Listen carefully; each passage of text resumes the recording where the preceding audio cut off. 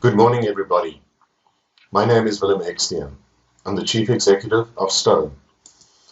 We are a strategy and communication consulting firm, adding value to clients by mobilizing integrated engagement as a critical business tool.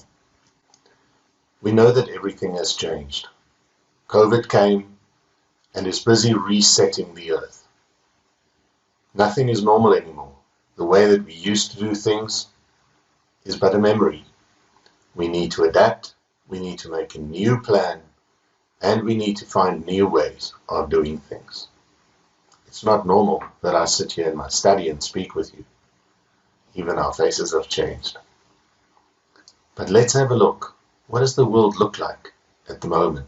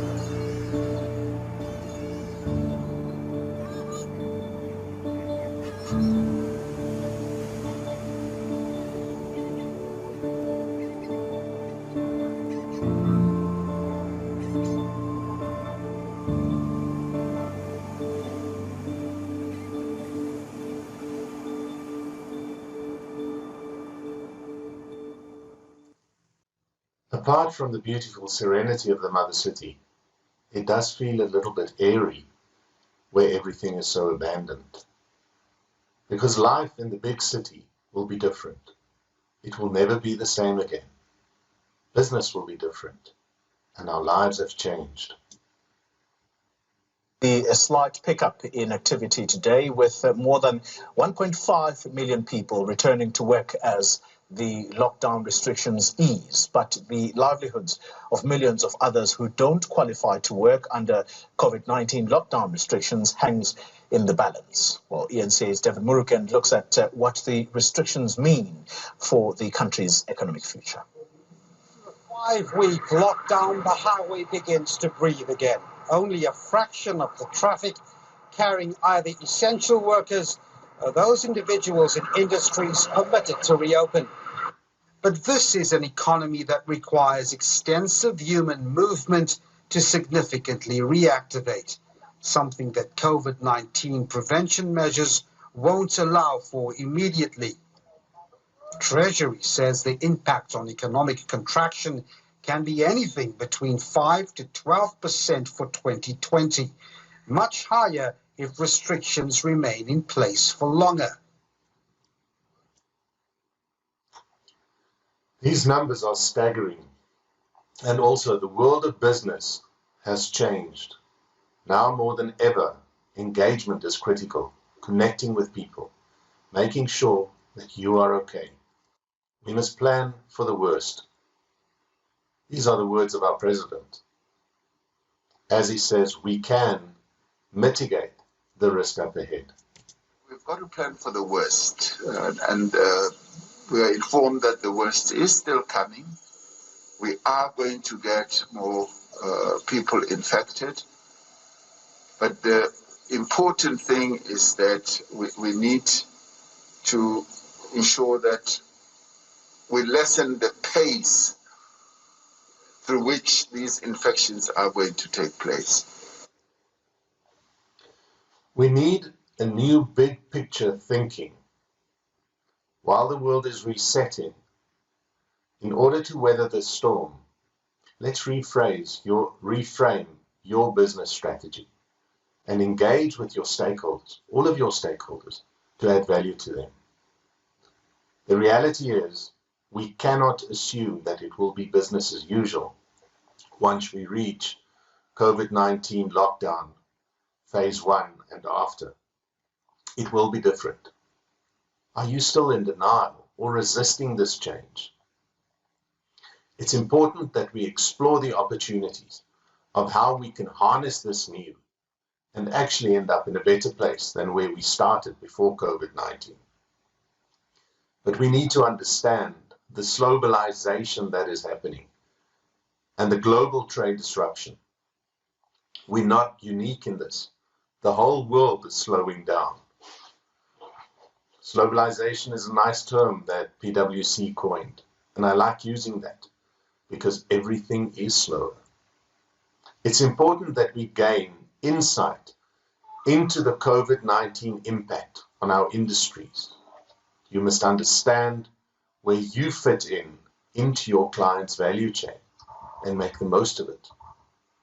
Equally, we need to understand our value chains and the COVID-19 impact on that value chain in order to sustain not only our business future, but also that of our suppliers and our partners. The world after COVID-19 is not going to be an easier place.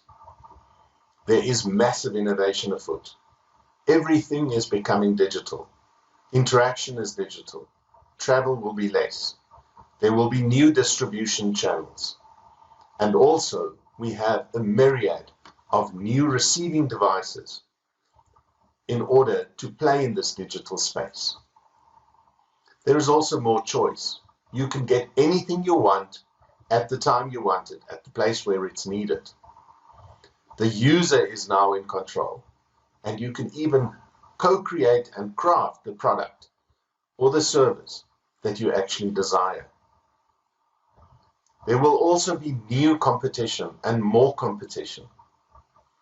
As people are reinventing themselves and innovating their businesses, there is a greater race to attract audiences. Lifestyles will change. Life patterns, listening, reading, viewing habits have already changed. This week, we saw the closure of a media house and another media house announcing that all of their print magazines will be closed down. This is sad, but it just means that new platforms are found, and not even the sky's the limit. Online and in contact 24/7 everywhere will be the norm.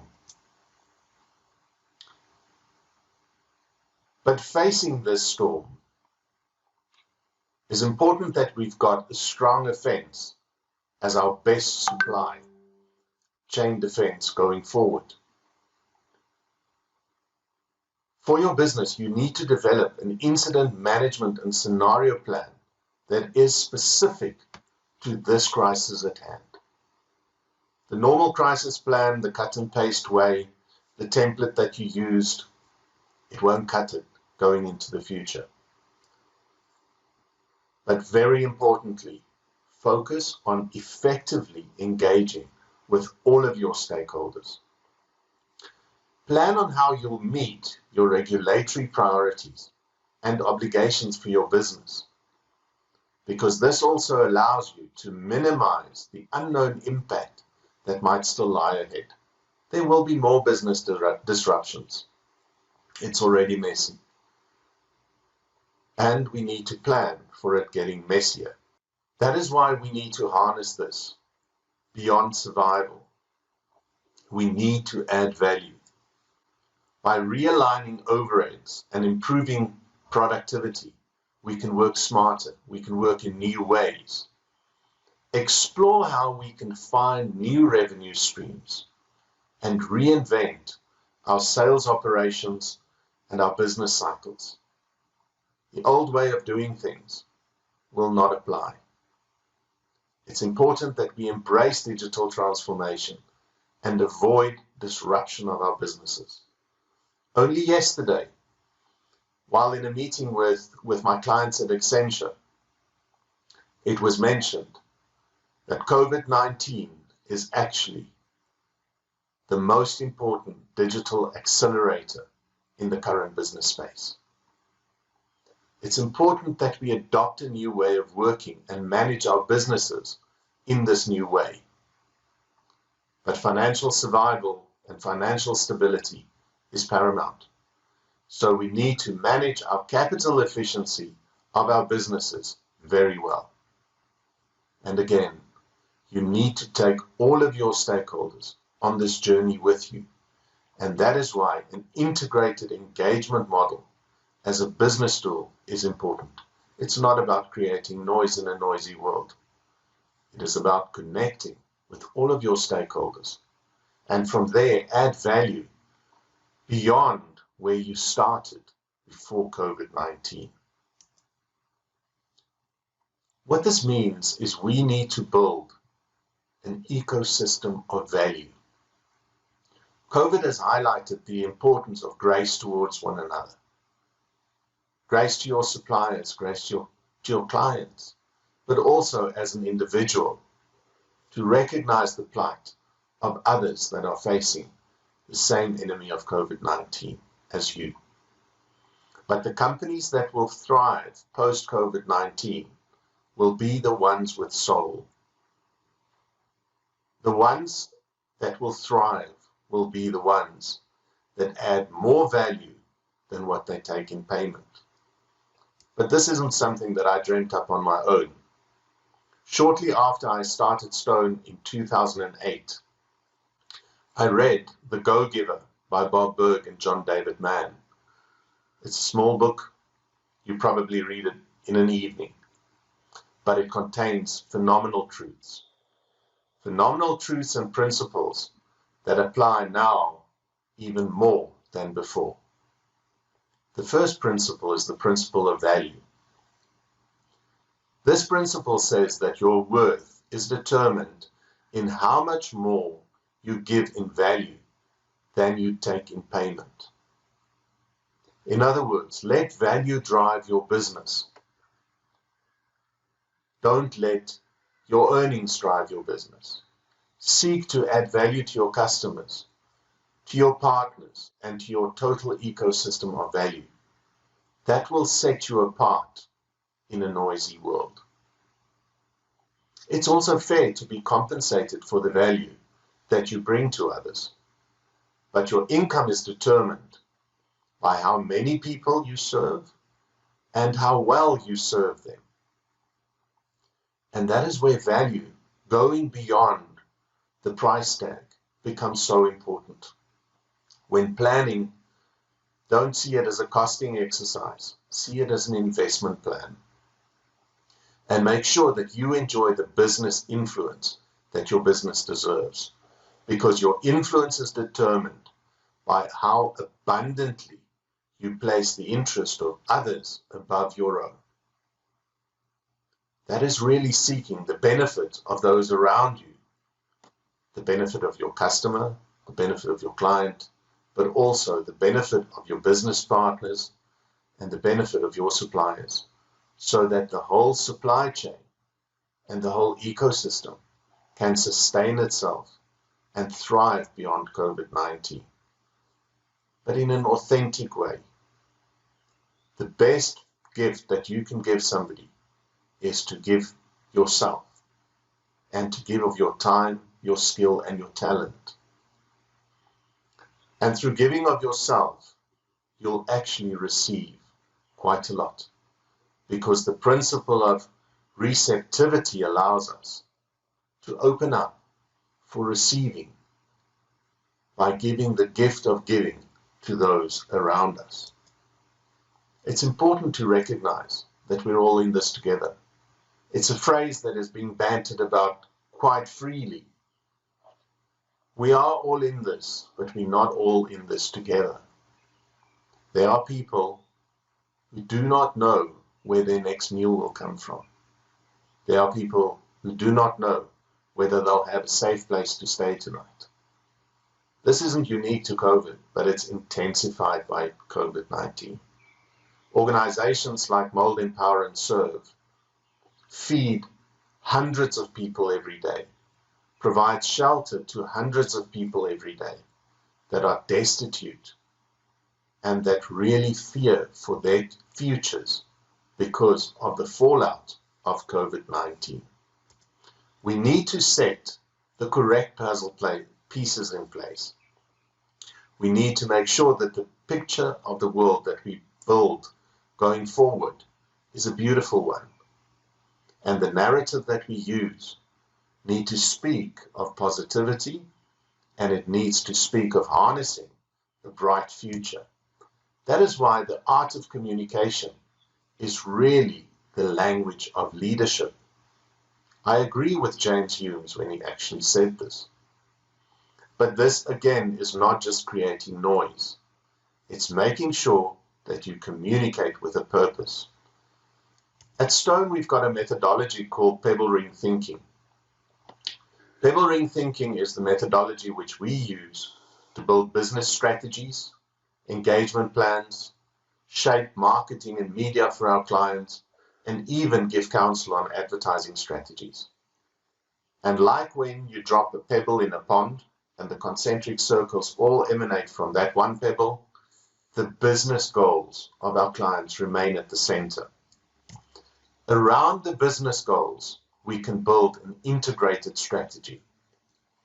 And from there, we do integrated strategy development, where our implementation plans and rollout and awareness, leadership positioning, and share a voice all stems from.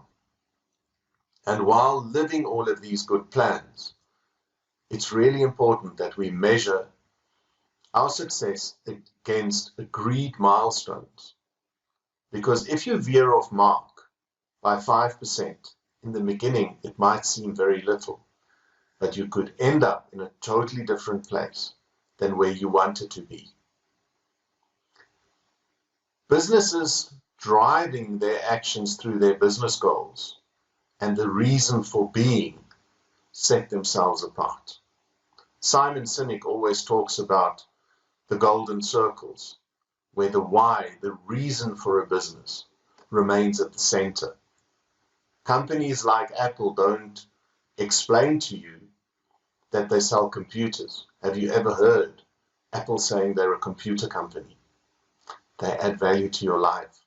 They believe in bringing value in a beautiful way through beautiful designed products. We need to think slightly differently as we embark on the post-COVID-19 journey. At Stone, we've got a very robust methodology as we shape strategies. And I would like to share a little bit of this with you. Firstly, there's an analysis phase. In the analysis phase, it's important to truly understand the context. And now it's very important to understand the new business context. We need to do SWOT analysis of our businesses, do a proper placed analysis of what is the business context around you. Do SWOT mapping of how does the various pieces of your SWOT analysis impact one another. And then also do appreciative inquiry. Don't only navel gaze on negative things. Make sure that you understand what worked for you, how to harness this, how to polish it off, and how to reinvent it for a better future. From there, we plan our strategies and implementation plans. Careful planning allows you to relax while implementing, knowing that you've taken care of all of the things that your business needs. But careful planning also helps for you to readjust and realign as parameters change. Or, if your plan was not the right plan, to realign and make sure that you get a better plan as you roll your plans out. The life cycle phase is where the action happens. This is where the tire hits the tarmac. And as we actually implement and roll out and live the new, we need to make sure that we implement with attention to detail. And this is where living your new business future is actually happening. Make sure that you stick to your plans, that you keep your business goals at the center, and don't embark on activity that does not add business value. Business value for yourself, for your business, but also activity that does not support your ecosystem of value. And throughout all of this, there is control. Control and measurement ensures that you will succeed in this new uncharted waters. As we engage with all of our stakeholders, it's important to establish a common understanding of what your value proposition is. You need to be clear on what you are and what you're not. Build value to unlock value together. Educate your stakeholders of the value that you can bring to their business through engaging, through making sure that they understand where your vulnerabilities are, where your limitations are, but also where they can rely on your strengths. I've got clients that has been with me since day one of Stone in August of 2008. Earlier this week, in fact, I consulted to one of those clients, helping them with an issue that cropped up because of COVID-19. It's also important that we pursue common issues with a clear plan, articulate them clearly, plan properly, and then pursue them according to the plan. And let a responsible conversation with all of your stakeholders start now. Align the views and the voice of your business. Let the people within your business get what you're all about, and allow them to represent your business and your new business future. But before we can do these engagements, it's important that we understand who we are engaging with. When we do media training, Fred Robinson and I very often speak of the different tribes of people. Throughout the course of the day, the BBC found that each person is part of a different tribe, depending on where they sit in their day. In that way, a college professor becomes a couch potato when he watches his soapy at night.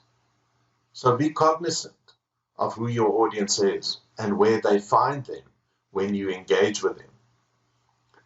The three-tier audience model that we adopt at Stone is important when rolling out these things. First of all, the growth audience is your primary sales audience.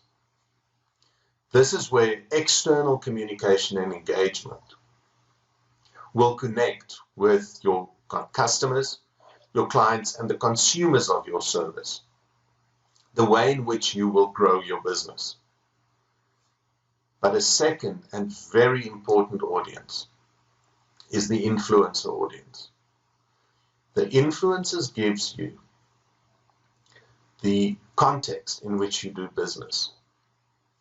They give you the license to do business. They help build your reputation, either as a positive one or as an unreliable provider. It's important to manage the way in which the influencers behold you. Yes, it's true. Very often they will never be your customer or client, but they will determine how your growth audience will see you. That is why it's important to take care of the regulators, the analysts, and very importantly, the media. But take everybody on your journey. Very often, companies forget a very important audience, the effectiveness audience. Don't let your own people learn about serious and impactful business steps you are taking through a media release or a newscast. Make sure that you take your own people on the business journey with you, because in all probability, they might be able to add value they will be able to share with you the impact that they feel. And very often they are close to your customers. So you harness your own people to be more effective as a business through engaging with them, taking them into your trust, and making sure that the people on the inside of your fence actually get where you are going. Those include your leadership, your employees, but also your key suppliers and partners, because in this way, they will be able to sustain and support your ecosystem of value. As I said earlier, it's very clear that we need to know why we're doing what we do, because in this way, we can put the business goals at the true center of our business and in the way in which we engage. It's important to take note of what others say about you. Either you can harness it and build upon it, or alternatively, sometimes you need to mitigate some of those opinions. Clarity is very important. At the moment where we sit, none of us have a crystal ball that can foretell the future. We need to see clarity on what you do, what you are not, and in your engagement, share this clarity with your stakeholders so that they can truly understand what it is that you bring, how they can benefit from it, and how you can journey together. Engage with continuity. It's very important that we keep the same narrative about what we are, how we provide value, and how we can actually bring greater sustainability for everybody in our ecosystem of value. Unpack the how of your business. The how has changed completely. How we did business 3 months ago will never be the way in which we do business again. Just imagine, business travel will be cut. There's impact, massive impact on industries like aviation and tourism, because people are now effectively meeting without traveling distances. Everything has become digitized. COVID-19, as the primary digital accelerator, has changed our world. Not only taking bricks and mortar and turning it into a spreadsheet and saying, whoopee-doo, I'm digitized. It's finding totally new, innovative ways to do business and to engage in order to make sure that you are not disrupted and that you don't fall by the wayside because you did not compete according to the rules of the new game. But in all interaction with people, let your values guide you. Values are becoming more and more important. And the values that will guide your business will be a critical building block upon which you'll build your business reputation going forward. Companies with soul will thrive. At Stone, we have a methodology where we map certain unchanging principles against our clients' values to articulate their desired business reputation. It's important to always engage with authenticity. You can't tell lies and expect to build a good reputation. Have continuity in what you say. Allow your stakeholders to understand your purpose, and always over-deliver and under-promise. On this slide, on the right-hand side, we've got integrity, transparency, empowerment, excellence, being goal-driven, professionalism. These are example values that one can use against the unchangeables in order to build your reputation and to articulate what it is that you're all about, and also to enable you to do good business well through adding value. You need to decide what your values are. You need to decide what drives you. And values can no longer be pretty words in golden frames on stair risers as you walk into plush offices. People won't see them because a large component of your target audience will be on the other side of the screen. Integrating your engagement is going to be very, very important as we go along. Integrated engagement means keeping the same narrative across platforms and across audiences. And this is a powerful business tool. It's again not marketing speak, it's not PR blurb. It is a business tool that you can harness for business success.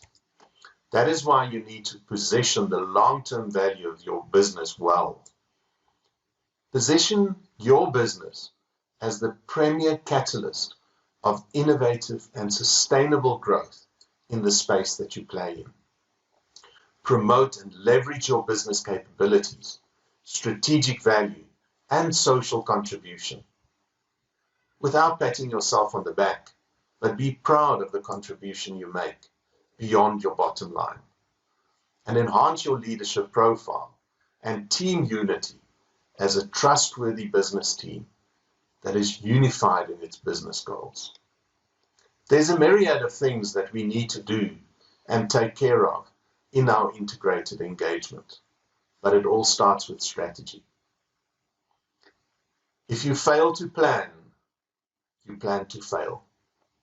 That's why your engagement strategy needs to be an integrated strategy with proper communication plans.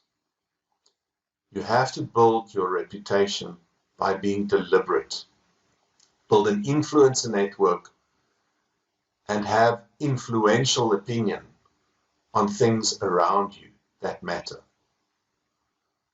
Leverage that opinion and map the tools and tactics that will deliver sales and strengthen your relationships in the business space. From there, you can then engage proactively with media, with your other stakeholders, and with everybody in the investment value chain of your business. But make sure that you align your own people to the same message that you give out to the external audiences. Have all the right tools in place. Look after your brand. It's not just a picture. It stands for who you are and why you do what you do. Leverage the new digital channels. No longer is it just a LinkedIn blurb or a website. It's everything. It's everything digital. From looking after the identity that you portray in your Zoom call, all the way to your post-event engagement, making sure that your customer and client really got what you wanted them to take out of a session with you. Make sure that you've got the tools on opinion, positioning papers, rolling Q&A, fact sheets. Build your digital reputation as well. Don't neglect it. It's not just about Google Analytics. It's about quality engagement on a new platform. Even when you adopt various CRM tools are not just spam emails. It's building a customer relationship. Take care of what it is that your customer or client values. Make sure to meet their needs and build a customer or client-centric business in your ecosystem of value. But measure all along. I know that I sound like the measuring police, but unless you measure where you're going, you can take any route and it'll get you there. This is something that Alice in Wonderland taught us. It's really important to know where you're heading. COVID-19 is a crisis of phenomenal proportions, and we need to manage it as such. There are astute policies that you need to have in place, but again, not a cut and paste template. It's very important that you align your management team and that they drive this crisis management and that they drive the way in which you act, react, reimagine, and innovate your business going forward. In addition to proactive reputation building, guard against reputation risks. It so easily can happen that you just stumble because of one thing that you did not have in your sights. And unfortunately, the digital world of record is unforgiving. These days, everything remains in the ether, in the cyber memory of space forever. So that's why you need to develop a matrix of trained spokespeople that can truly articulate the value of your business. Develop a deliberate reputation management program. Develop a crisis communication manual and enforce a policy that's applicable to the now. Don't have silly things in there and policies in there that apply to the world pre-COVID-19. Take cognizance of the new world. This is going to mean slogging it out and do some hard work now, but that will ensure your sustainability beyond the crisis. And be honest. If there are pieces where you are vulnerable, share this with your engagement target audiences. Let them know that you are honest. If you mess up, own up. Make sure that you engage authentically. And engage with your target audience proactively. Take them on your journey. Make sure that they can fully understand where they can rely upon you to walk with them on their journey going forward. Use the new digital tools effectively and mitigate the fallout from this crisis. But very importantly, keep on adding value beyond your own bottom line, not only to those things where you will get payment because of the value that you add, because you are your brand ambassador. Represent your brand well. Allow your people to build your brand by living, communicating, and delivering the brand. Have trust in the people that you surround yourself with. Engage consistently and coherently so that people can understand where you are, understand where you're going, and understand that you are on this journey together. Ensure that your brand is respected and valued and guarded jealously. Build the value beyond your own bottom line to those who will never be able to repay you. So in summary, it's true, the world will never be the same again. But have a strong crisis and contingency plan in place on how to deal with it now and what it will hold in order to get you to an even more prosperous place, to where you've been before COVID-19. Understand your new business context, because it won't be the same. Innovate, embrace, and reimagine your business by building ecosystems of value. Take all of your stakeholders on your journey through value, respect, and support. It's a two-way journey. It's no longer the client knows everything. It is a case of learning as we go along. Somebody that I know well often says that we're building the plane as we fly it. This is very much the case with COVID-19. But it is possible to thrive by adding more value than what we take payment. Thank you so much for giving me a piece of your day so that I could share my insights. Again, I can only share as much as I have insight. It is a journey that we need to take together.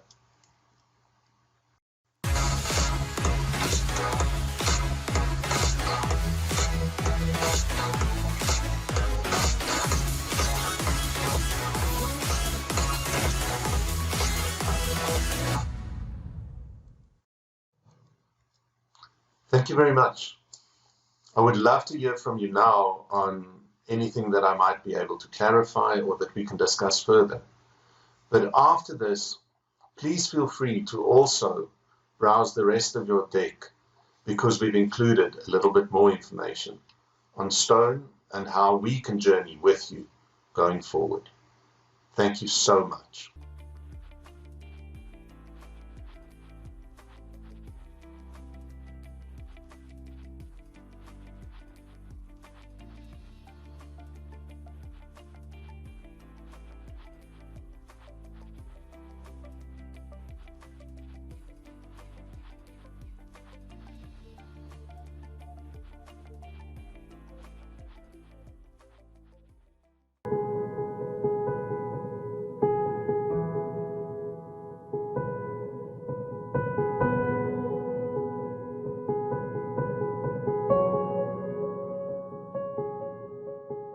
In South Africa, the gap between the wealthy haves and the poor have-nots is worryingly growing wider and wider.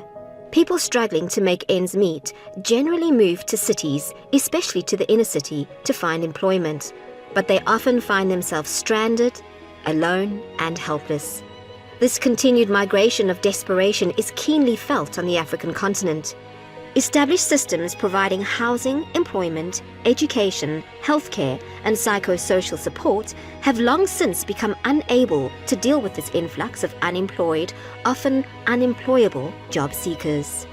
MES is an established Christian integrated social development organization that molds the character of marginalized urban communities through a range of empowering programs. We serve the survival and basic developmental needs of no to very low income city dwellers, hence MES being an acronym for Mold, Empower, Serve. By the grace of God, MES has been changing the heart of our cities for more than 30 years. Founded in 1986 effectively as a church-based soup kitchen outreach program in the exciting yet challenging area of Hillbrow in Johannesburg, the range of programs, clients and branches have since grown to now include various South African cities. MES operates in Johannesburg, Cape Town, Kempton Park, Soweto and Port Elizabeth, where we assist vulnerable or at-risk individuals, families and communities, empowering them to become independent and sustainable members of society.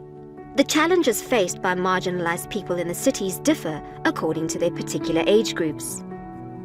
There is a growing need for enough, competent, nurturing early childhood development. MES addresses some of these needs through our city creches that have built up a much valued school readiness success rate and parental welfare support system. Once children are of school-going age, they often experience a lack of nutrition, shortage of homework support, and insufficient positive spiritual and social development. MES then offers after-school programs and children's holiday camps, clubs and mentorship to address these needs.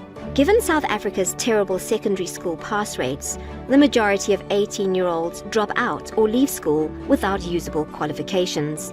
For this group, MES offers skills training courses through our accredited training centre, as well as a young adult service leadership gap year called the Joshua Program.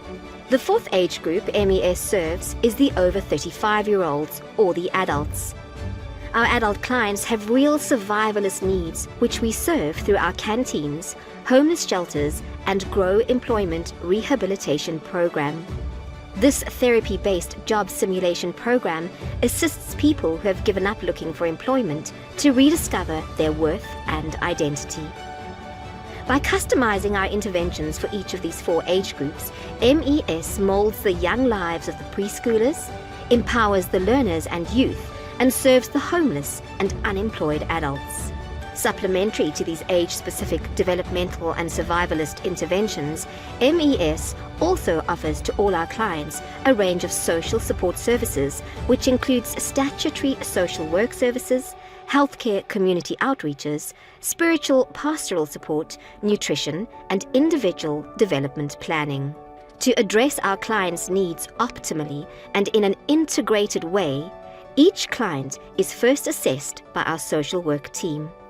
The most urgent basic survival needs are then addressed where possible, such as food, overnight shelter, disaster management, clothing and blankets, and medical intervention if necessary.